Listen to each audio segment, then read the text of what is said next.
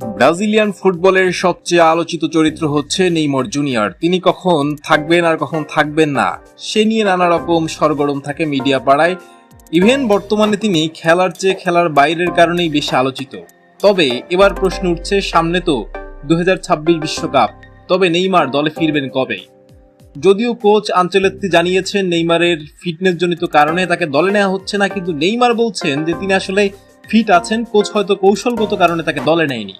তার মাঝেই রোনালদিনহো একটা খবর দিয়েছেন যে কোনো সময় নেইমার দলে ফিরতে পারেন। নেইমারের আসলে ফেরার কিছু নেই, তিনি ফিরেই আছেন, তাকে নতুন করে প্রমাণ করার কিছু নেই। সব মিলিয়ে নেইমার আসলে কবে দলে ফিরবেন, কবে ব্রাজিলের জার্সি গায়ে তাকে দেখা যাবে সে নিয়ে একটা ধোঁয়াশা রয়েই গেল। এবং মনে হলো শুরুতেই আনচেলত্তির সঙ্গে নেইমারের একটা দ্বন্দ্ব শুরু হয়ে গেছে। তো 26 বিশ্বকাপ মিশন সামনে রেখে নেইমারকে বাদ দিয়ে কি ভাবছেন আনচেলত্তি, নাকি অন্য কিছু বা অন্য কোনো ভাবে তাকে বসিয়ে রেখে তাকে সময় দিয়ে আরো তৈরি করে নিচ্ছেন, সেই প্রশ্নটা ঘুরে ফিরে আসছে।